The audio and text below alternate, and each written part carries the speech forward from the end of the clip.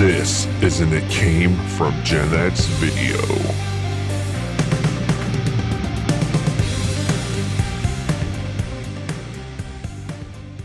Hey everybody, this is It Came from GenX. So welcome to the show. Strap your whatever on, and we are about to take a ride through life on the GenX train. I am Keith Porter along with Brian Fisher, Michael Skinner, known as the Skin Bone, and Fish. Thank you for joining us, and we are excited about this week's show. Some exciting things to talk about. We are three friends from high school, been friends for over 30 years, and we have been through it all together and decided, hey, how about we do a show and talk about life as we see it, the GenXers. And we don't always agree. We don't always like each other, but we respect each other, and we hope that you listen, learn, laugh, love, write, email, text, cuss us out, whatever you want to do. And with that being said, let's say hello to Brian the Fish Fisher. What's going on, baby? How's it going, man? Great weekend. Yes. Had a nice night with Allie on Friday, my girlfriend, and give a shout out to went to the Crafted Cocktail out in Wadsworth. So if you guys like a unique, I don't know, it's not your thing, Keith, necessarily these days, but Skinner might enjoy it. It's just very creative cocktails is what it is. You can get a traditional stuff there, or get something very unique and nice atmosphere, like a 40s, like a speakeasy type feel to it. So a lot of fun, great place, and then of course Saturday, Keith, you were over with Coach Cooper and Dean and Megan. Had a nice backyard movie night. Watched Caddyshack and They Live. It was a lot of fun. So it's great to hang out with everybody. We had a nice evening for that. We'll do more in the summer. But yeah, great weekend, man. So glad to be back here with you guys. Yeah, definitely. Skin Bone, my man, how you doing, brother? Doing well. Went on a golfing trip down in Zanesville for a few days. Still recovering physically from all that golfing we did, but boy, I tell you what, it was a heat index of 97 on one of those days. Trying to be out there golfing when it's hot like that, it was not much fun. But played a couple great courses up in the hills of Southern Ohio, and glad to be back and ready to go. Great. Well, we didn't play golf, but we watched Caddyshack at Fisher, so that's right. There you go. A lot less strenuous, that's for sure. Yeah, I hear you. Yeah, I had probably one of the more full weekends I've had in a while. As Fisher alluded to, we were at his house Friday night, but Saturday. It was Saturday. Was it Saturday? Okay, it was Saturday. Yes, that's right. It was Saturday night. I had a great Friday evening, and Saturday I was in Medina. Playing drums for about 3 hours. Had a great time getting back to Rock Generation. Looks like we might have a singer. I'm excited about that. And in the daytime, my church was downtown Akron, handing out gift bags to the homeless, little Hallie's House Project. That was very, very intense, rewarding, but yet sad. Very, very intense. And kept the night off at Fish's house. And then, of course, Sunday, had a great day in church. And then I went up to North Ridgeville to have dinner with my son. And that was a great evening, too. So, man, got a lot done today. Get back in track. And we got a lot to talk about. And we got a couple of new additions we're going to add and make permanent to the show tonight. So we're excited about that. You'll hear about those coming up. But Fish is first going to tell you where you can find the show. Yeah, absolutely. So you might be listening to us on the WMVU.org, Global Internet Radio, Mondays from 7 to 8 p.m. Eastern. Just pull up their app or their site, live listen, and you can hear us right there if you would like. They also have other fine content, music, podcasts for free. Listen to us whenever you feel like it on demand. We are on many major podcast platforms, Apple Podcasts, Google Podcasts, Spotify, Stitcher, Verbal.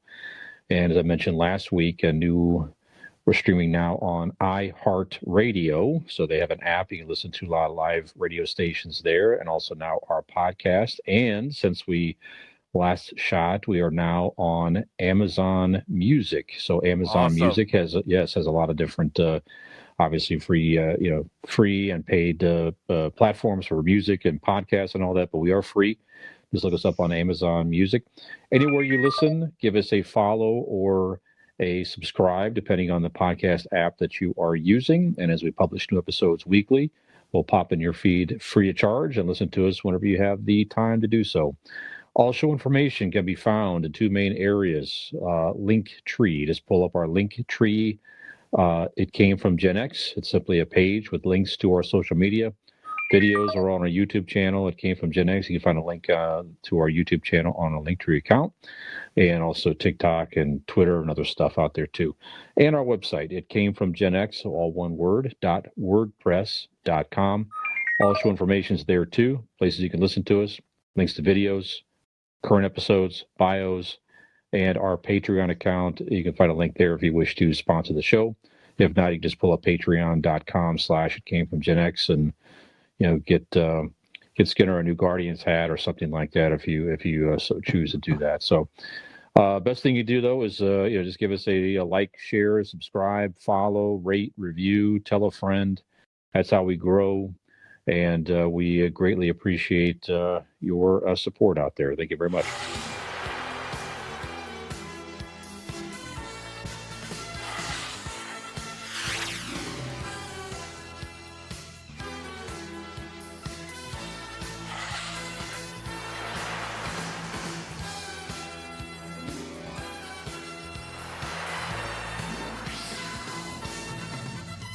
Yeah, absolutely. And we have some terrific supporters out there. We thank you for listening. Even starting to get a few comments here and there, and really happy about that. So we'll do some shout outs later on the end of the show. So let's get things cooking.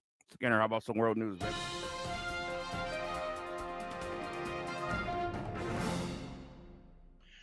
What's dominating the news right now, if I haven't heard, is the first images are coming through from the James Webb Space Telescope.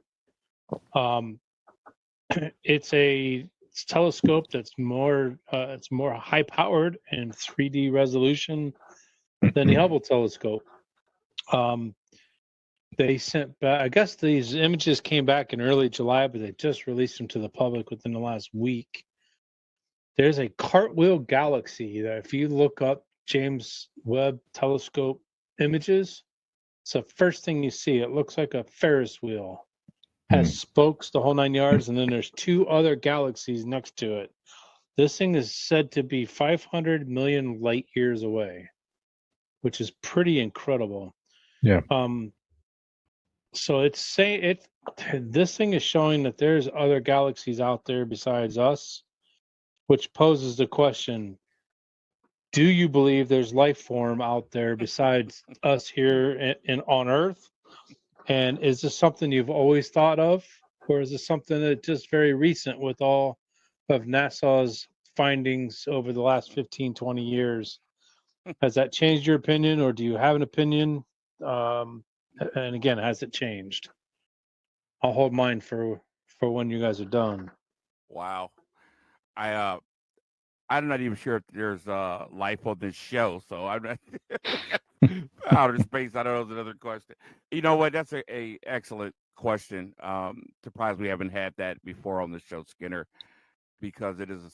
I don't think there's a more fascinating topic on the planet than that one. A more interesting topic, a more debatable topic, a more polarizing topic, and so many schools of thought. And I've just learned in life to never be that person to be so definitive about something that I can't prove or disprove. And that's one thing that I'm not sure I believe, but I certainly don't discount it. When you see things like these pictures today, it is just mesmerizing to me. It's awe-inspiring to think about what's out there. Just to think about this blue piece of whatever sitting in space, floating in space, heating up just right, cooling off just right, daylight just right, sunshine. It's amazing to think about it, and to not think that there's more there out there like that is, I don't know. It's something to dwell on. I personally don't think that there's any other life out there, but I'm going to pose this question. I don't understand why we always assume we always ask the people, you think there's people, but you didn't say this, but they said, do you think there's intelligent life out there? Why do we always assume that there's other life out there? They're smarter than we are. What about there's a planet out there and they're cavemen? You know, we're the intelligent species. You know, I never hear anybody think about that. It's always assuming that it's who's ever out there. If they're out there, they're more advanced than we are, and this, that, and whatever. So I don't know. I personally don't think there's any other form of intelligent life, and I don't mean like super intelligent. I mean just, you know, talking, you know, like that type of deal. I just believe that if there were, we would not be this discommunicated. I just find that hard to believe. I think we would be able to connect some kind of way. But that's just my personal belief. I can't prove it or disprove it. Nothing would surprise me. I think space is just the most marvelous frontier you can imagine, besides, you know, in our deep water. So who knows? Yeah, like you said, the pictures are astounding. It's really amazing. It's like just a fantasy. Like, see, like people put these together using CGI or something like that. Just the clarity is just amazing. And then when you read about how they had all the things that could have went wrong when they launched that telescope and the budget for it, it was just really something else that it all came together as perfectly as it did. So, yeah, read up on that, or if you haven't, really just all the stuff they had to do to test and the budgeting and to go through Congress and to continue to approve the budget for this thing, and it did pass. Obviously, they got it up there. So a lot of interesting facts with that thing. But yeah, I don't know, man. It's just like when you see stuff like that, I've always tended to believe it's really hard to fathom for me that we're the only living beings out there. You bring up a good point, Keith. Is this like maybe there are, but they don't have the technology or the smarts to even begin to do what we're doing? Perhaps you never know. Like you said, it's just everything it was a perfect scenario with how we're able to sustain life on this planet. There's a lot of odds against that. I think, heck, even the planets in our own solar system obviously can't sustain life like we have. But anyway, it just was so much out there, and these are millions of years away. Maybe we're even seeing, you know, remnants of planets and life that used to be around millions of years ago that we're just now able to see with this telescope. I don't know, but I tend to think there's something out there. Will we ever see it in our lifetime? Probably not, but you know, maybe someday we'll make a connection. But I just think it's a fascinating topic for sure. Yeah. You know, and you look within our own galaxy or whatever, us being the only perfect situation as far as sustaining life. Now, you know, don't get me wrong. Somebody could be a type of form of life could be possible in its own environment that maybe we can't survive in. But as far as just you know, a perfect place to sustain life like Earth is, leads me to believe. I don't see how people cannot believe that this was by design. I don't understand how about anybody cannot see that, because if it wasn't, I think there would be we would see proof of life easily other places. Now I know the budget for space has been real low. They've only seen like a small speck of what's out there. I get all that. But to me, I think the heavens are the heavens. And I think the good Lord designed it that way. It's something to marvel at. It's something to place a firmament between us and Him. That's my belief. But it's fascinating. I mean, no other topic other than religion can spark a genre which leads to movies, to TV shows, to music, to all these different beliefs, to costumes. I mean, it's just a whole world when you start talking about other beings out there in the universe. And it is very, very fascinating. Well, it's funny, you know, we talk about sci-fi a lot here. We're all sci-fi junkies. Mm-hmm. When we're growing up, the technology that we grew up with, we didn't have a whole lot. We had on television, we had Star Trek and we had Star Wars. Those were our two main sources of information. So even then, as a little kid, I'm like, there's no way that there's another me out there somewhere 100 million miles away. I just couldn't fathom that. But yeah, we've said the same thing. Yeah, no kidding. But as time has gone on and as technology's gotten better and we've starting to see more and more pictures of things, the mind starts to wonder, maybe there is another life form out there. And it's funny that you brought up the more intelligent life forms. It's probably because they talk to a bunch of rednecks down south, and that's why they come up Yeah, with that type. probably. They come up with that particular statement. But yeah, there's got to be a life form out there somewhere. Well, let But me tell you something, Skinner. You who made a knows? really good point, and I want to add this. You said, now basically, let me make sure I'm putting this right. What you were saying that I was inferring was that we couldn't fathom things back in the past, and now we see things today from Star Wars and Star Trek, and it lends us to think, okay, because we couldn't fathom that stuff back then, but here we go. The other night at Fisher's house, watching They Live, one of the great classic sci-fi movies, Yeah. Fish and I are just looking at each other like, wow, we never thought about when we saw this movie, 20-something years ago, how amazingly that these things are come to pass now. It was sci-fi tech back then, and we looked at each other like, wait a minute, these things are here now, like the drone. Yep. That was total futuristic stuff when we first saw that movie. And now, Mhm. Skinner, I was at your house flying my drone, Right, floating right. over the school and whatever. And it was the same type of thing. So sometimes we're not ready for things. Maybe we have to get used to certain concepts before they're real. Look at, the hoverboard. They got hoverboards now.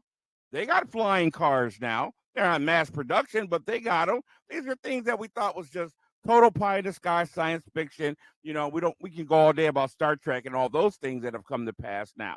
Mhm. A cloaking device, that's impossible. Well, they have stealth technology now, talking to somebody on a communicator in your hand. Well, we can right now. I can talk to somebody in Russia as long as they got FaceTime or It's called one of Messenger. these. Yeah, exactly. So it's something to think about. Something is very, very. You can just daydream all day long. It is a fascinating subject, and I appreciate you guys' input on it. What was you going to say, Fish? Let's say in our 100th episode here, guys, we got a little bit more to go.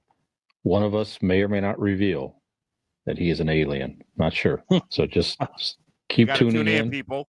We're not going to Keep say. tuning. Yeah. Keep tuning in. That's right. We're been giving you clues all along. Yeah, we'll leave it at I that. wonder if you picked up on them or not. So just keep listening and watching. Thank you. But hey, you know what though? Just a little side note here. We did not get a chance to congratulate our man Brian Fisher with his podcast, Convincing Idiots. Had their 100th episode last week. Yes. And that's freaking awesome, man. Yeah. Thank you. Thank you. You haven't watched Convincing Idiots? Wow, what a great name. Because they're idiots. No, their guys are great. Met Dean on the show, or Nick on the show, and had the pleasure of hanging out with Dean a few times. Just hilarious, awesome guy to hang with, and we all know our old beloved Fish. So check out that show, man. 100 episodes is awesome. So we look forward to those guys doing bigger and greater things. So I just wanted to put that out there. Thank you for that. I appreciate that.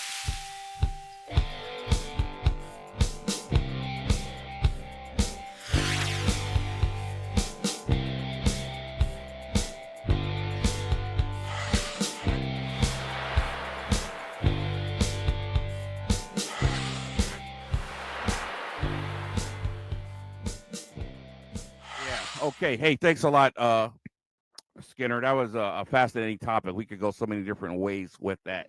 Yep. So let's move on to some sports and music.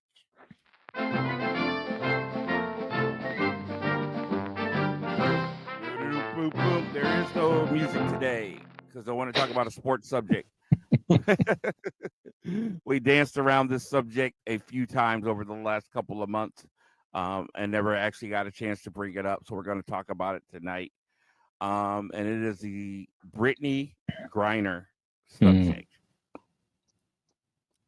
And I got to say this, guys, off the rip, I am glad that we did not bring it up in the past because I was not ready to. Because I would have said things without enough information to make a a thorough and honest opinion or make qualified statements. I would have said something, in my opinion, it would have been stupid and short-sighted. And now that I have gotten a lot more information about the subject, I am certainly ready to talk about it. So, as we know, you've had time to think of something stupid and basically, Right. yeah, I got something dumber to say. I made a list. Yes. Woo! This is some of my best. right. Some of my best dumb stuff right here, man. All right, we're ready. No, but anyway, we know WNBA star Brittany Griner is over languishing in a Russian prison. Last week, she was sentenced to 9 years, and the original report, Brittany Griner busted with marijuana in Russia, and that was the information I don't want to say paid attention to. That was it. And my immediate response was, all the things a lot of people say, moron, what are you doing over there? And if you're over there, why you got drugs? That's just stupid. Blah, blah, blah, blah, blah, blah, blah, blah, blah. Now, I'm just a kind of a no-nonsense person. I don't like stupid stuff. Being in Russia with drugs is just stupid, in my opinion. But I did get some more facts today to get an understanding of what's going on. Make no mistake about it, Brittany Griner is a political pawn right now. Oh, sure. Absolutely. Yeah, she's being used by Russia to antagonize the United States. Now, my first question is, why are you over in Russia? This is what I didn't know. Brittany has been playing basketball in Russia for the last 9 years. She is a Russian basketball hero in the basketball world over there. This is no big deal, her being there. She's played there year after year after year for almost a decade. Marijuana is also a broad term that was used. It was not broad term marijuana. It was cannabis oil used for a vape. So that kind of puts a little bit of perspective on the deal. So with the U.S. and, giving its opinion with Russia about invading Ukraine, this all kind of happened at the same time. I don't think there would have been such severity if the Ukraine thing hasn't been going on. Our relationship hasn't been this strained since the Cold War, and right now they're talking about a possible prisoner exchange. For Brittany Griner. Now, here's where people got a lot of problems with Brittany. Not about being in Russia. Obviously, she was playing basketball. It's not about the whole marijuana thing. It was cannabis oil. But it was about the fact that Brittany Griner was one of those athletes that refused to go out for the national anthem. She made a big stink about that. She made some remarks that people didn't like. And now she wants her country, quote unquote, to release a terrorist, if you will, a murderer. Arms dealer or something. Arms dealer, right. On her behalf to bring her home. So my question is this. Is it right to say, screw you, you didn't want to come out for the national anthem, you didn't care about America before, blah, blah, blah, blah, blah. Or do we take care of our own, deal with her here in America, and hey, mom, pop, apple pie, USA first? What's your thoughts on that, Fish? Yeah, it's a tough one, and I would. I at the end of the day, you got to try to take care of your own, and it's. I think we're working on her and another reporter or somebody who is held over there as well. So we're trying to work through an exchange for two prisoners that we believe are wrongfully held. And you're right, you're 100% correct. And 9 years for an ounce of cannabis. I mean, that is that's crazy. And you can have all the arguments of, man, when you're packing, you got to be so freaking careful and thorough that if you get caught, blah blah blah blah blah. But it's unfortunate. But it, and she didn't know, she knew better, right? Yeah.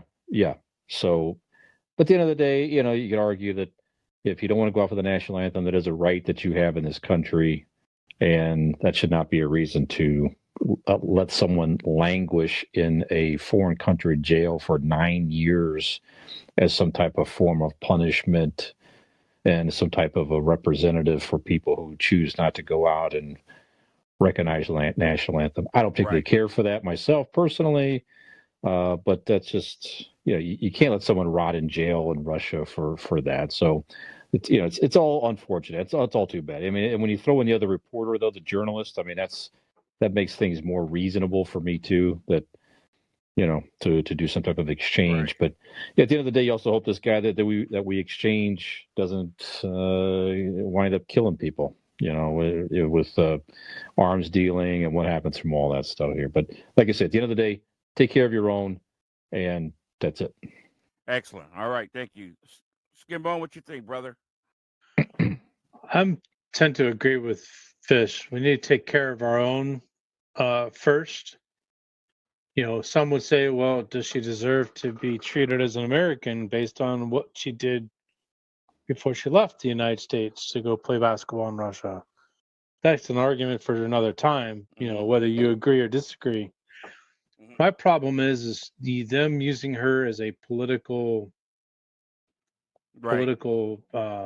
pawn, for lack of a better phrase. Did you guys know there's a teacher by the name of Mark Fogel? He's a 60-year-old English teacher. He was arrested in an airport in Moscow back in 2021 for carrying a half an ounce of medical marijuana. Yes, I saw that story. Yeah. He was sentenced to 14 years in prison. Wow. For half an ounce of cannabis oil. So my first question is why are we saying Brittany Griner can come home, but this teacher can't? Well, that's a good question. Yeah, it's a very good question. I'm all for all of them coming home. They should, they should be able to come home and take care of the punishment where, but there again, when those people left the United States, they have to know what Russia's laws are prior to taking off. Mm-hmm. Just because an ounce of cannabis oil is legal in the United States doesn't mean you go up to Canada and it's the same type of law in Canada. Now, obviously, Russia, you pick a country. Wherever you're traveling to, you have to know what those laws are. And if you break those laws, you got to fit the punishment, I guess, is at the end of the day. Okay, fair enough. Well, here's the thing. If you are stupid enough to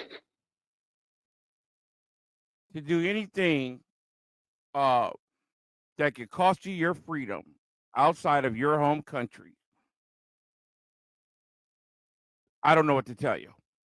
I don't know what to tell you. You cannot leave home and put yourself and your family in jeopardy like that. Mm-hmm. Now, that being said, the question about, should she be treated like an American because of her national anthem? Absolutely, because Brittany Griner not standing for the national anthem was being an American as part of having a right to choose, in my opinion. I know a lot of people don't like it. Mm-hmm. I don't like it, but that's part of being in America. She was exercising her right to be an American. Mm-hmm. I also feel this way. I think the chance for education is always better than taking the chance to scold. What I mean by that is, should she come home? Should America go to bat for her? Should they make this exchange? Then I think maybe Brittany Griner might sit back and think, you know what? I live in the greatest country in the world, and I'm going to stand for the national anthem. Whatever else is going on that I want to protest, I'm going to protest that directly. But I'm going to appreciate the country that I live in, and I'm going to stand for the national anthem. I'd like to see that than rather say, oh, you're not American anymore, or something stupid like that. You know what I'm saying? And anybody says she shouldn't be treated like an American, shame on you. But, man, look, you come on, man. You got too much to lose. You know, you got to be aware of the climate that's going on. You should have known about the relationship with Russia and America, the possible war coming up, all these different things that, I think maybe your little millionaire privileged self didn't care about, and you got caught. So I think a formal statement to this country that you've badmouthed is in order as well. And I'd like to see her get it, have a little bit of a change of heart about America. I get some of the things people are protesting because I'm with you 100%, man. We got some police issues in this country. We got some race issues in this country. We got all kind of issues in this country, and I'm all for that. But I think maybe she'll have a little change of heart and realize, wow, this ain't like being in the court systems in America, man. This is something completely different, and I'm sure she'll have a heck of a story to tell. So, but the question is will she have that whole pie or be hit with that humility stick? Yeah, that's the whole question, right? That's the whole question. Who knows? I bet she will, because she's, that you read report. I mean, you're faced. You imagine being in that position where you 9 years of your life in a Russian prison. You'd have to be terrifying and everything else. So right, yeah. So I bet there's a change of heart there in many respects. Yeah. I mean, you got to think of all the things she's going through, drying out from the drugs, all that stuff. It's a lot going on with her right now. So I hope she gets to come home. I hope she's learned a lesson. I hope she gets her act together. And I'm just glad I got more on the story before I just totally judged her and threw her away. She belongs here, and we don't just throw away our people for protesting. So, all right. One of the things they're negotiating with her, by the way, if she comes over here to kind of serve out some time, will be I read this somewhere, but she'll be forced to sit down in a room and listen to 70 plus episodes if it came from GenX. Oh, so, no. Yep. No. That's called capital punishment. We don't do that to people anymore. Yep. She was like, after like 10 episodes, that Russian prison wasn't all that bad. terrible. Yeah. It wasn't that bad. Maybe I need to rethink this a little bit. Are there any flights going out? Oh, good, man. I hear that Porter guy one more time. Okay. All right. Hey, that's all I got today. We got some other things coming up, so let's go with some pop culture. Take it away, Fish. The fun is back. Oh, yes, siree. It's the 2600 from Atari. It's the video system with classics galore, from Space Invaders to cars that roar. A real hip joystick controls the screen. Solaris is hot and Midnight Magic's mean. And one more thing, it's got a special low price, under $50. $50? Now, isn't that nice? The fun is back. Oh, yes, siree. It's the 2600 from Atari.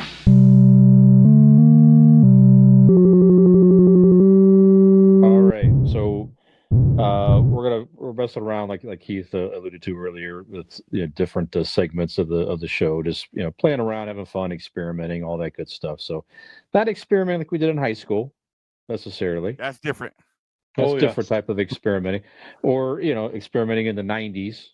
We could talk about that. It would be no, we don't want to talk about that either. Several hours between the three of us, probably, but no. But we got to talk about camp.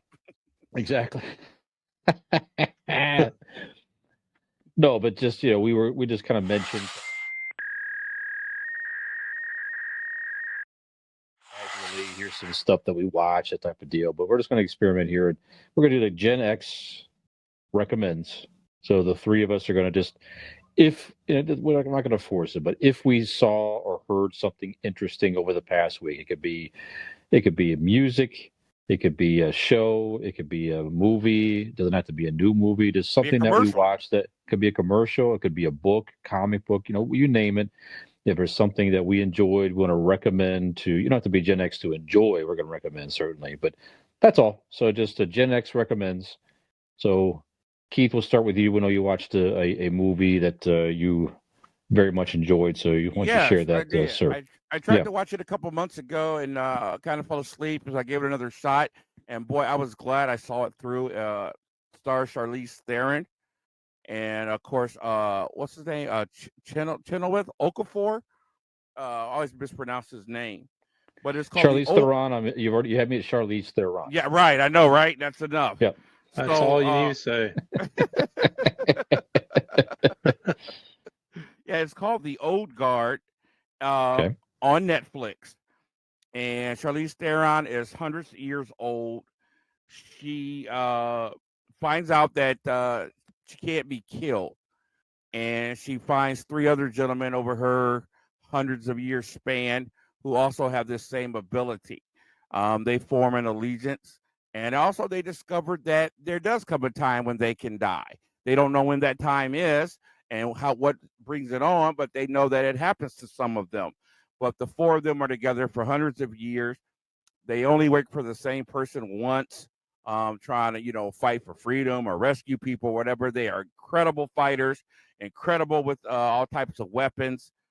And they take a job from Okafor, and they've already worked for him once. And she totally is against that, but they do it anyway to save some young girls, I think over in Africa or whatever, that were kidnapped.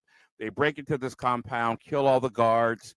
When they get into this room, they're like, where are the girls? And all of a sudden, these bright lights come on, and the walls open up, and all these soldiers step out with automatic weapons and just unloads on them. And they all fall to the ground. And when the guards decide to, turn around and walk away, they all wake up. Bullets are popping out of their forehead or whatever. They get up and go ape on all of them. They kill everybody. And then they discover there's a camera in the ceiling, that there never was any kidnapped girls. This was a setup. The CIA agent that asked them to do it had a feeling that they had these regenerative powers and wanted to get it on a recording to show this doctor who wants to find out their secret to create some kind of drug or whatever. So he sends out mercenaries like crazy to capture all of them, and it is a fantastic movie. They get a new recruit, a young black girl in the Marines, gets her throat cut by a terrorist, and she wakes up in the slab room, and they have a dream about her, so they know she's one of them, and they kidnap her because they know the military is going to test her and keep her locked up, and she doesn't want to accept it. They have to shoot her and everything to make her find out she can't be killed, and she joins their new ranks, and it is a fascinating, fun action movie, The Old Guard, on Netflix. Very good. Okay, add it to the list. Interesting. All right, Skinner, what do you got? You got a recommendation, sir? I do, actually, and I'll change it up from what we talked about. It's a television series called The Lincoln Lawyer. Have you seen the movie back in 2011? Excellent movie. Had an all-star I have cast. William H. Macy, Ryan Phillippe. Okay. Let's see, who else was in there? Marissa Tomei and Matthew McConaughey played the lead. Oh, yeah, I did see that. Yes, played the lead. He worked out of his Lincoln. Works out the back of his Lincoln Town Car. Well, there's a series that came out in 2022.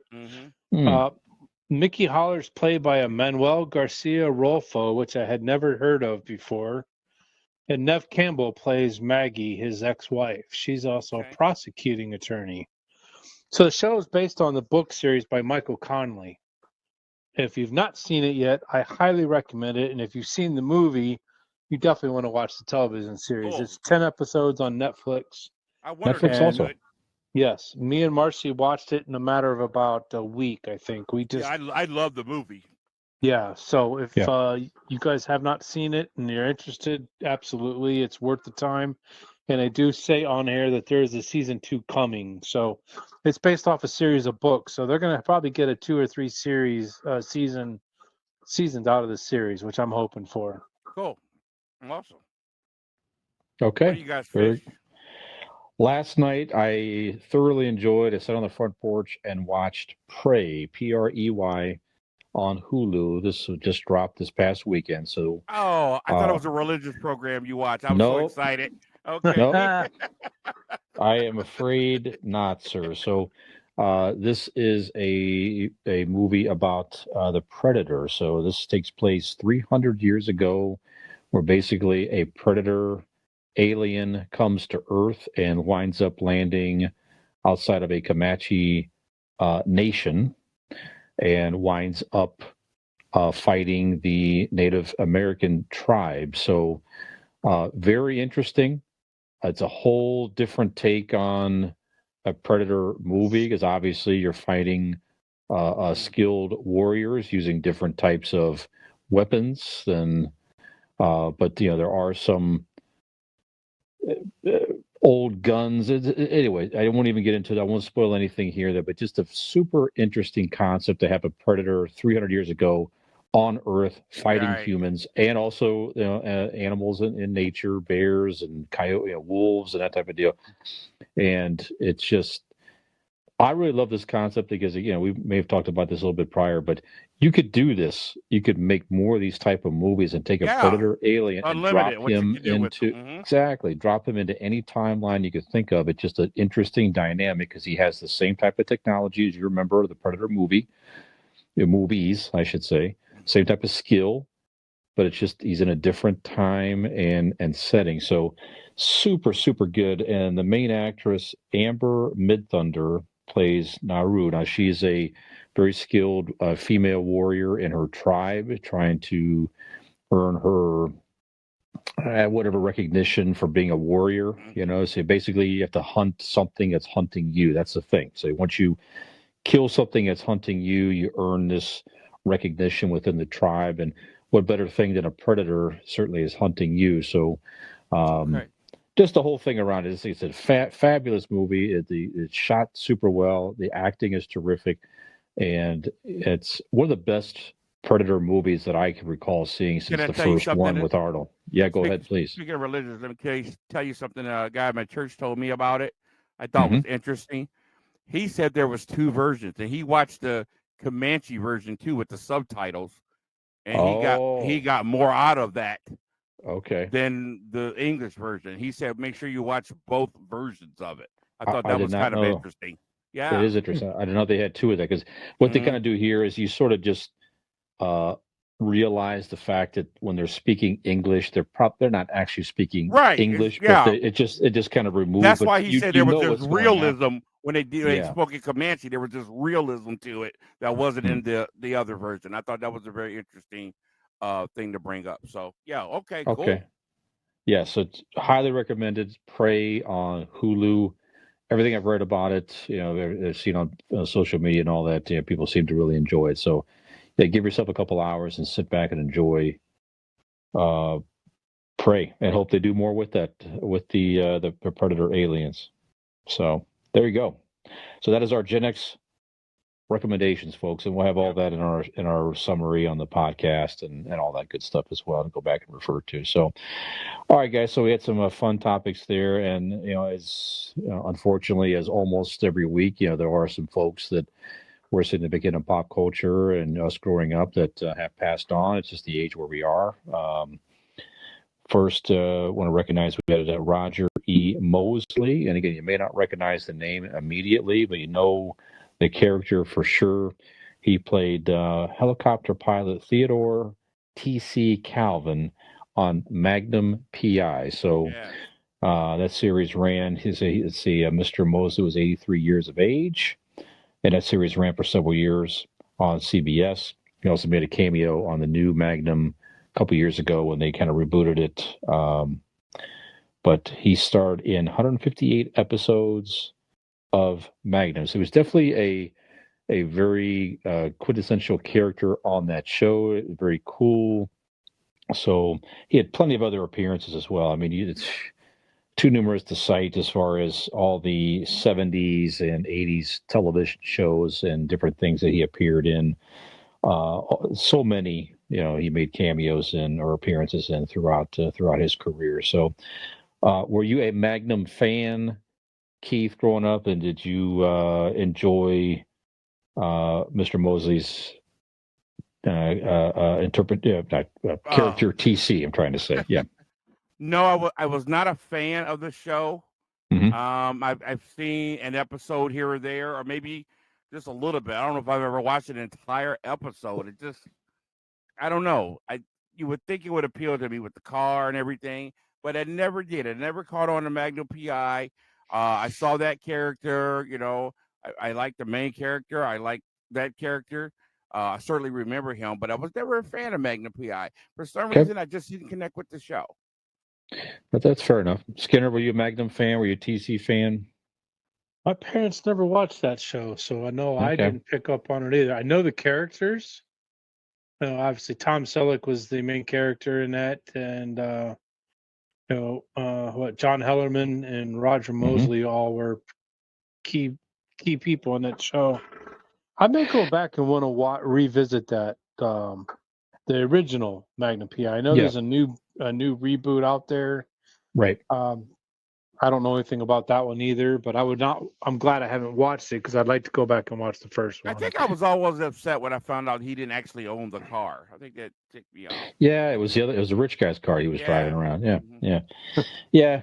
Okay, yeah. I'm thinking the same thing. So I may go back and watch those at some point. Yeah, that's one of those shows where I think in our age group that was something like you say maybe your parents watched, but we were young teens then, and we were doing our probably thing. The timing and everything. Yeah, it was probably a Friday night or something. We were just like, we're not sitting around watching TV with mom and dad. We'll do that during the week. Now we're doing our we're doing our thing, that type of deal. Going to the arena roller rink on Friday something nights. like that.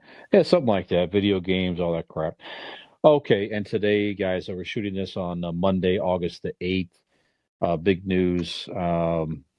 Olivia Newton-John passed away at age 73. Wow, that's huge. Yeah, and certainly if you are, we just talked about it recently, Keith. You mentioned something about Greece here within the last couple episodes, and I had mentioned, and I'll mention again now. I almost guarantee that many, many young ladies in our generation grew up watching Grease and loving Grease, and Olivia Newton-John was just so cool, and her music and her fashion sense and everything. Probably dressed like Olivia Newton-John, probably sang into her hairbrush, Olivia Newton-John, and all that. So just a beautiful woman, very talented, some very popular song, all 80s decade songs, certainly late 70s as well with the Grease soundtrack. I mean, just instantly know her voice, beautiful voice. So just it's unfortunate, and she was battling breast cancer for many years, and she finally seems that she unfortunately succumbed to that. So sad. Yeah. Keith, any thoughts, Olivia Newton-John? Do you have any particular songs that you like of her? Does any thoughts you might have of her in general? As far as our childhood are concerned, she was, built up as that girl next door image, and the Grease role just solidified that. She played into that part perfectly. White, blonde hair. She had that bubbly personality. I think the movie Grease was one of the greatest catapults for two people in movie history, as far as her and John Travolta. The story itself, the appeal to young people, and then the songs. The songs to this day blow up every karaoke machine, across the world. And so she was in the perfect storm at the perfect time. She went on to do her own thing. She had some pop hits. Physical was huge when it came out. And there was Xanadu, which wasn't as good as some of her other stuff, but she was that girl next door, American icon type chick. And we only have a few of those. We had, Marie Osmond, and we had, Doris Day back in the day, so on and so on. And she certainly fit that bill. And it's just kind of hard to not like her. Yeah, I agree with you. Skinner, thoughts on Olivia Newton-John? Can't say much more than what Keith's already alluded to. She was the girl next door that everybody loved.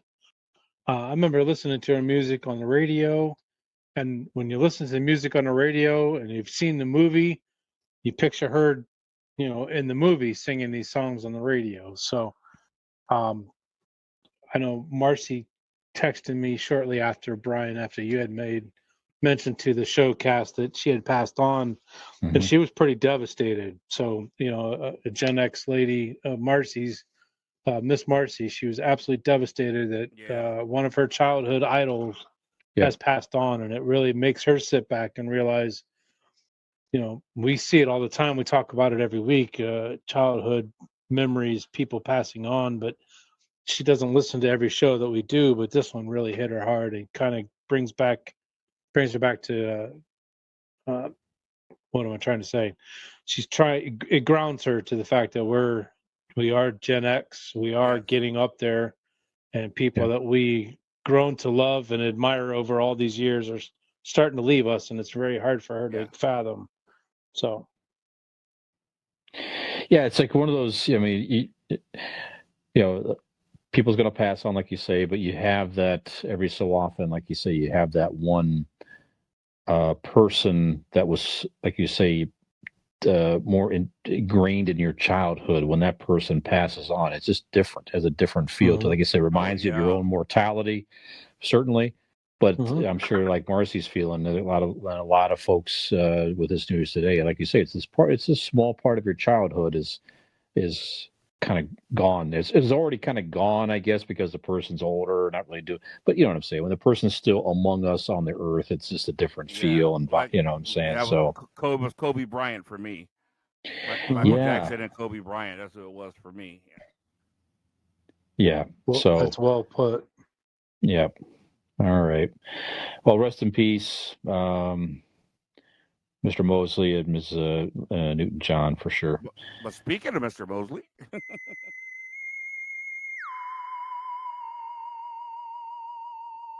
yeah. So that's we'll lighten it up here a little bit. There, we're getting into some other stuff here. So he was obviously a very key supporting character on Magnum PI. So kind of got us talking earlier in the day. We've been kind of working in some of our top GenX top 5 lists. We don't have a creative name for it at the moment, but so just guys talking, like, who are some guys of your favorite supporting? It could be actor, it could be the character that he or she played on something that you grew up enjoying. It could be something current. I mean, for me, I tend to go back to something that I grew up with or whatever. So whatever you want to do with it. So no wrong answers here, but just give me like your top 5 supporting actors / characters on some of your favorite shows growing up here. So Keith, you got some here for us? absolutely. Man, this was a fun list to make. I think I kind of spanned a few decades here. The first one, I don't think there's anybody could argue with this guy. And he certainly was a supporting actor because the show was named after the main actor. But Don Knotts is Barney Fife. Oh my gosh! To me, is the ultimate. We could call it a supporting actor that steals the show. You know what I mean? Mm-hmm. He was something. One of the funniest people ever put on this earth. Yep. I He love sure a comedian that just totally gives themselves to their craft. They don't care how they look, how stupid they look. They're not shy. They're not reserved. He was that guy, man. And he was just so funny. He could do the dumbest things. He didn't need, cursing. He didn't need, perversion. He was just absolutely brilliant. So I got him as my number one guy. Oh wow! Yep. Yeah, going down the list. Man, how about Mr. Spock? Sure. Spock became entity unto himself next to Kirk. I hear a lot of stories. I read a lot of things about Shatner being a real, kind of a putz, wanting all the attention, all the lines, this, that. But he could not deny the popularity of the Mr. Spock character. And Spock became his own thing, in the Vulcans and their culture and all that stuff kind of took on its own life. So I got Spock down as number 2. Number 3, kind of a little bit more modern here. I can't believe I never watched the show when it was out. And then when it went into syndication, I saw it and then I binge watched it. I've been through all 9 seasons probably 3 or 4 times. But Dwight Schrute from The Office. Oh yeah, it's one of the greatest. Great one. There is something really, really, really wrong with that guy. Just hilarious. So I love him. And this was going to kind of crack you guys up a little bit. But I like the character Hawk on Spencer for Hire. Don't remember that. Oh wow. Yeah, you don't remember was it Robert Urich with Spencer for Hire? Was that him? Exactly. Oh man, wow. And of course Hawk went on to become captain of Deep Space Nine, Benjamin Sisko. Boy, that's obscure. So Avery Brooks played Hawk. back Okay. and I thought that role really set him up to play Captain Cisco later down the road. And then of course, my last one is Don't Laugh at Me. You know what? It's kind of a tie. You got to put George Costanza in there from Yeah. Seinfeld. Yeah. Just one of the most brilliant roles ever, Fabulous. without question. And then I thought I'd be remiss if I didn't mention Barney Rubble. like the first original sidekick, man. Barney to Fred. There is no Fred without Barney. And it's not so much Barney, but it's all those characters that the main character had to have somebody to kick on, to manipulate, you know, and to always blame for everything. That whole type of character like that. So that's my list. Very good. Okay. Skinner, what do you got? Interesting. Well, my number 5, I don't know if you guys are familiar with the show Sopranos. I'm still watching the last season that through HBO Max, but Paulie Gualtieri, which actually is Tony's Sparocchi, I think is who it was. He just passed on recently. Hell of a sidekick. He's number 2 man on the Sopranos. Next to Tony T. Tony, what do they call him? They call him T on the show. Still haven't watched it.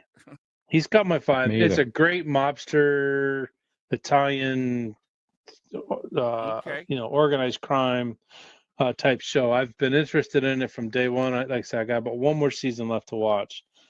My next one, George Jefferson from All in the Family.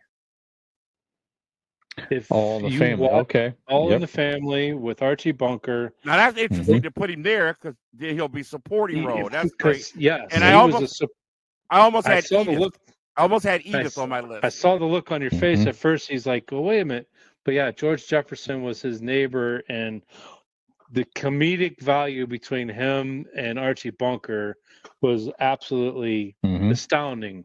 But boy, to see that kind of television show on the air today. It just doesn't happen. Well, it was so good. He gave him his own show. Yes, he was so good. He got his own show, and the television show was fantastic. I watched that through when it was on as well. Radar O'Reilly from MASH is my next. You could probably pick Hawkeye. You could put Pierce. There are so many characters on that MASH television show that you could put in there. To replace, but Radar O'Reilly was something about his character that he stole the show most nights watching that. My next one is Lamont Sanford from Sanford and Son. Lamont, he was my dude. I love that show from day one. I loved it as a kid. I love it as an adult.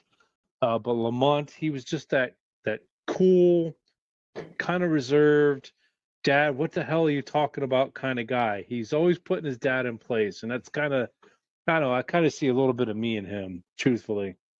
And then number 1 for me is George Costanza from Seinfeld. There's no question he made the show next to Jerry. Without George, he was there's, much funnier there's no than Jerry. Without Jerry, there's no George. So I mean, that to me is number 1 of all time. I love Jerry, but I think Kramer and George were funnier than Jerry. Oh yeah. You could put Kramer in that list. You could probably even put Elaine in that list. That's an interesting list you got, Skinner. I hate your list. I'm going to tell you why I don't like your list. I don't get the Lamont thing. If I would have picked anybody from that show, I'd have picked Grady. You know? I like Grady. Yeah, I'd have picked Grady. Yeah, I like Grady. Yeah, read your list real quick again. Who'd you have? I had Paulie Gualtieri from Sopranos. Okay, never seen it. George Jefferson from All in the Family. And I thought Edith would have been a better choice for that because George was on there for such a short time. Radar O'Reilly from MASH. Boring. Lamont Sanford from Sanford and Son, and then George Costanza. Yeah, I hate that list. I hate that list. All right. Good thing there's no wrong answer. Right, no wrong answer, but I hate that list. If there is a wrong answer, that's pretty close. So, yes. Yeah. Yeah, your personal opinions are incorrect. Yeah. There you Yeah, go. yeah. Let's see what you got, Fish. I tried to focus more on, for me, it's like George Costanza. For me, he's a main character. He's a co-main character. So in my mind, anyway, I'm not saying you guys are wrong, but in my mind, it's Right. Jerry, George, Elaine, Kramer. They're all co-main characters on Seinfeld, right? Okay, So I see what you're saying. Why yeah, you can say that, as opposed to then maybe somebody like Newman would have that's been. who. Yeah, There's my guy right there. So he's on my list. Newman, I Wayne got you. Knight. That's fair. Newman for me on that show was a terrific supporting character. Obviously, we've all seen Seinfeld 1,000 times here, but if you're a remote Seinfeld fan, once they brought him into it, he was just it was just a good Weasley guy and a good Yes, antagonist for Jerry. Hello agreed. Newman and all that stuff. So great role for Wayne Knight on Seinfeld. So I have no particular order, by the way. So he's just Okay. the first one I wrote down, actually. I also have one from MASH, but my guy from MASH, for me, I really enjoyed, and this is earlier on in MASH episodes, Robert Duvall as Frank Burns. So Frank Burns, Frank Burns eats worms. I love that, from Hawkeye, teaching the Koreans how to speak English. And he was just such a great character on that show. And again, a great antagonist to Hawkeye and, was it Pierce before BJ? It was before BJ. Yeah, I can't remember Pierce. the first guy's name. Anyway, great character on that show. I also, Keith, you and I were thinking exactly alike with Don Knotts. I have a co-credit for Don Knotts between Barney Fife, which, like you say, he made the Andy Griffith Show. He was such a great. He played off No of him so question. well, and I loved him as Mr. Furley on Three's Company. So when the Yes. Ropers exited, they brought in Don Knotts, and I thought it was just a whole different. They didn't try to replace the Ropers. He was just a whole different vibe and character. He was great, yeah. So just great on that. But Barney Fife was one of the greatest comedic characters But using of all your time. same Seinfeld philosophy, though, you can look at him as a main character. You are right. You're correct. You're correct. Floyd the Barber. So okay. You're right. You're right. So it's definitely a debatable topic. That's for sure. And I sort of have a one here too. I'm kind of cheating here a little bit. But I've got George Wendt and John Ratzenberger as Cliff and Norm on Cheers. I've been watching Cheers like every day for weeks now. Yeah, it's just so fun. And those guys they're equal characters on that show. I mean, I think we all agree with that. And again, those two guys played off each other so well, and they added so much value to that show. They weren't at the level of Sam or anything like that, but they were just. Cheers would not be Cheers without Cliff and Norm. That's for sure, right? Totally. So that's what I got. I had a couple honorable mentions. I had Al Lewis. I had on the Munsters. I thought he was great as Grandpa. You could argue if he's a main character. And then I have I have kind of an obscure one because we talked about Buck Rogers the other day, and Tim O'Connor on Buck Rogers played Dr. Elias Hewer.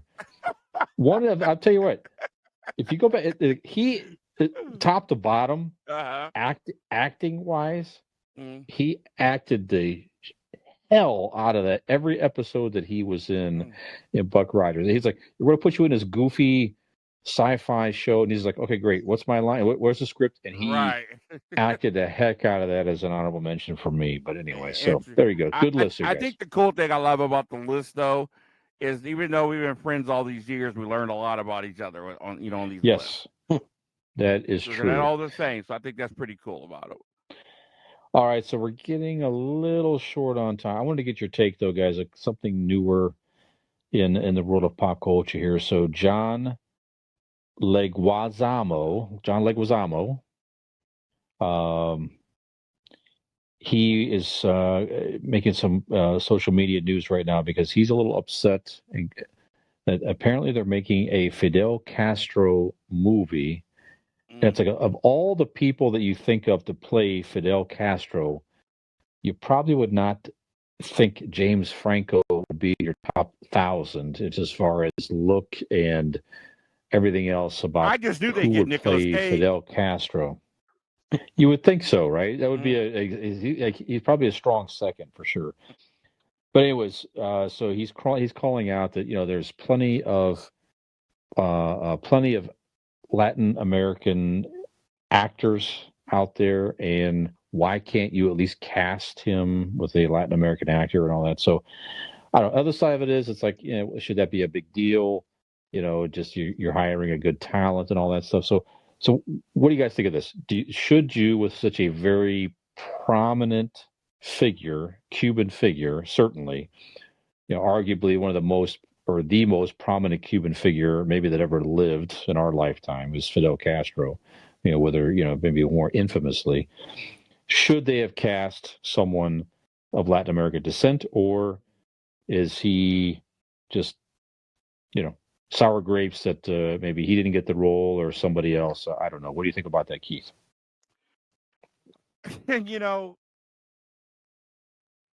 You could go a different ways with this, depending upon who you are and how you look at it. And I totally get it. I remember the fuss that was kicked up about Tom Cruise's The Last Samurai. You got this purebred, Yep. clean cut Very white true. boy, and and of course it goes back to the old days when Bruce Lee was supposed to do the role of Kwai Chang Kang in the Kung Fu series. It was That's right. it was his idea, and because of the strain of World War II, and then not to mention Vietnam, things just weren't loose in America, and they felt that was a good idea. And he was a role was given to David Carradine, just a regular white guy. So we've seen this happen before in Hollywood, and I get it. I get it. And for the sake of getting other types of people, not just minorities, but maybe just not well-known people a chance, I think it's a social faux pas. I think you could have said, "Hey, you know what? Let's cast somebody in this role who not only understands the culture but lived the culture." To play this guy, maybe somebody who was under his regime or something like that, or whose parents were or something. Yes. There's no rule, but I think you could have just said, "You know what? Let's just do the right thing here." So I totally get it. I can't blame James Franco. Guy's taking a job, so Sure. whatever. But yeah, I'm with Leguizamo, man. Come on, let's just do the right thing. There's no rules, but we know what the right thing is. Just do it. Yeah, I'm with you. Skinner, what do you think? I get what you're saying, Keith, and I get it too. But at the end of the day, I want to see a movie with a good actor doing a good role, and I don't care if he's Latin or not. If James Franco can portray Castro like nobody else can, then so be it.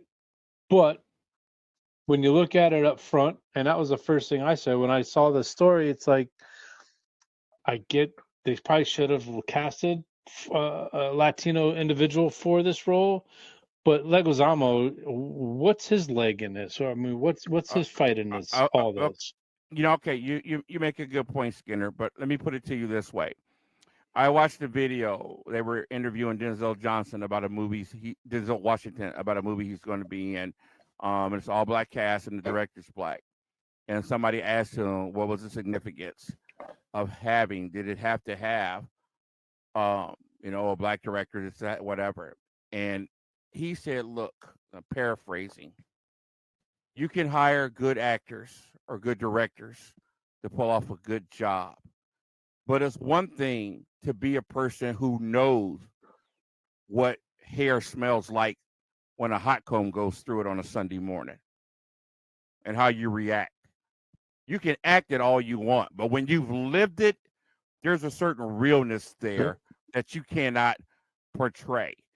So I don't mind seeing an actor play a role. We know Chris Hemsworth is not from Asgard, but when you're telling a true story about a real individual, and there's a nationality involved, I think you owe it to the story, not anybody else, but to the story to be as authentic as possible. So that's how I look at it. Good point.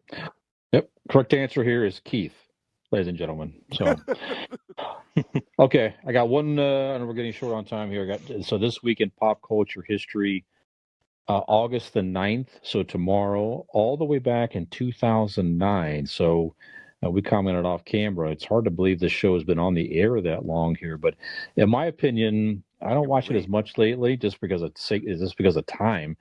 But I watched the show many, many times with Peyton growing up. One of the best business business knowledge shows, I should say, that they've put on television. Super interesting premise. Shark Tank debuted on ABC. So most of us know what that is. You bring in real investors, real people that you recognize. Of course, now you recognize them definitely from the show. But these are people that invest their own money into pitches of people they bring in there. Some are good, some are not so good. People come in and pitch an idea, pitch a business, and they pitch an investment opportunity for the sharks. And many walk away empty-handed, and many walk away with a deal. And many products have done well as a result of going on to Shark Tank. So the model is fascinating. It's very interesting. It's sustainable. And the show continues to be popular even to this day. And it's, like I said, just watching people pitch their ideas, watching the negotiation, and then the sharks, what's interesting too is they will share very often why their deal or pitch is good or not so good, and they will just lay it out there. And I'm sure a lot of people walked out of there, maybe not with a deal, but definitely more educated in making a pitch. And that's where it'd be interesting to see too, honestly, is if somebody left there empty-handed, but learned from that experience. And I would venture to guess that a lot of people made a deal somewhere else off camera with other investors because of what they learned from that show. So just top to bottom, terrific show. I love it. One of the best things out there, in my opinion. So, Keith, are you a Shark Tank fan? Have you watched it? What do you think about Shark Tank, sir? I've never watched an entire episode. Okay. I've seen bits and pieces of it several times, and I think you hit it on the head with the fact that the education value itself is the entertainment. Yes. I love to see certain types of people in a true environment, to see what possible investors, rich people act like when looking at an investment. I love all that. You learn from it. If I was in business, I would watch the show all the time. My irons are in different types of fires. But if I was a business type person, this would certainly be something I would want to watch to see how people present their ideas. I watched it and learned something off the different people products I have now that I bought. I own several of the Chord Buddies that are helping me learn to play acoustic guitar. I have several of them. I got one sitting right behind me. That was on there. Yep. Yeah, I got that from that show. So it's a show that I should watch a whole lot more. But if I was in business, this is something I would definitely watch all the time. There you go. Skinner, Shark Tank. I'm with you. I used to watch it all the time when it first came out, but not so much lately just because of time. Yeah. But yeah, great premise, very educational when it comes to starting businesses. And you can just use, techniques that they offer on that show to your personal pitches that you make. And I'm sure others have learned from it just the same. Better watch it on TV than go to some theater with thousands of people watching the guy on stage try to tell you what to do. So yeah, absolutely. It's a great show. I used to watch it with Peyton when she was growing up on our weekly dinners, and we would pause and talk about it. So, do you think he's going to get the deal? And we'd have little side conversations and all that. I'm sure a lot of people did that. Yeah, sometimes you're right, sometimes you're wrong, but it's just like you say, very, very entertaining, I educational. think in the world of reality TV that we're in now, this is one of the smarter ideas that I somebody agree. came up with. And genius premise and genius. Yeah, absolutely. So, okay. So now, Keith, you have an announcement, sir, before we wrap up here, sir? Yes, please go ahead. Real quick, if you are in the Northeast Ohio area, coming up on Saturday, August 27th, the end of summer festival will be at the Medina County Fairgrounds. This is a Diamond Phillips Entertainment production. I am the drummer for the Diamond Phillips Band. I'm very excited about this concert. As of today, my band Mixed Nuts was added to the lineup. We will be performing at 3 o'clock. Diamond Phillips will be performing at 8 o'clock that evening. There's a whole list of bands, just tons of food, stuff to drink. And it's August 27th, starting at 11 a.m. to 11 p.m. at the Medina County Fairgrounds, 735 West Smith Road, Medina, Ohio. Should be a lot of fun. You got Mixed Nuts, Balloonian, Dean Betty, the Southern Outlaws Band, Cleveland Breakfast Club. I mean, just all kinds of groups, man. It should be a fun day. But end of summer festival, and might be the last one of the hot weather. So come on out. Are you playing in both bands, Keith? Oh, yes, I am. I'm playing with both bands. Okay. Tickets are $10. Okay. And you stay around afterwards and you watch Keith being taken out of there in a stretcher if you are so inclined. It's funny. The guy from Diamond Phillips basically, make sure you bring your pickle juice. We're not carrying you out of there. Yeah, that's right. There you go. Oh, boy. Hey, but I did want to say also Yes. shout out to some people, very important Yes. people who make this show happen. This show is produced, our video by Brian Fisher here, an outstanding job. And we are really grateful for the work he's put in over the years. Skinner and I trying to take some of the load off, but we're really, really grateful. And our podcast produced by Mike Skinner Jr. I'm starting to call him the Whiz Kid. He's so talented, and he's got a lot of great things going on. And Christopher Dominic. But I want to say thank you to our listeners. They're the most important thing. The Rainies in Pittsburgh, all of our friends overseas, Germany, Ireland, but also to Pat Enix, man. We thank you for listening to the show. Yes. He sent us a nice little message last week. He loves listening to the show. So, Pat, we want to say thank you so much, and keep on listening. Pat Enix, good job, man. Very good. Excellent. Well, some of you may not even realize, but our own Skinner was on Shark Tank, Keith, a while ago. This is season 2 or 3, something like that. I missed it. And I learned absolutely nothing. Yeah. And he was pitching outros are us concept. You to give me where an outro. That's right. So where one, it learns from the Skinner in his show outros, right? So and it recites them flawlessly. So it is now time. Before I'm building it up big time here, and I almost forgot to mention our sponsor, RPM Bike Shop here. So hip on trying to kick it on Skinner, you forget about our sponsor. Look at this. That's right. That's what you get, right, man. That's what I get.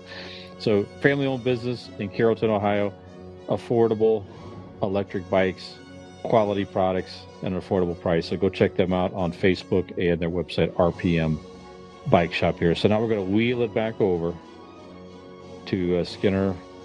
This might be the pitch right here. I asked Skinner to think about this. He's gonna be smooth as buttermilk. We want to hear the outro that he pitched to the Sharks on Shark Tank, and I think it was 2011 or 12, something like that. Here, so sit back and relax, and let's have a listen to another flawless outro.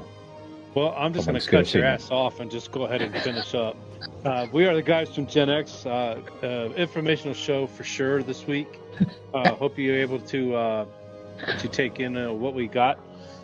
For Brian Fisher and Keith Porter, I am Michael Skinner. We are, again, the guys from GenX. We appreciate you, our listeners.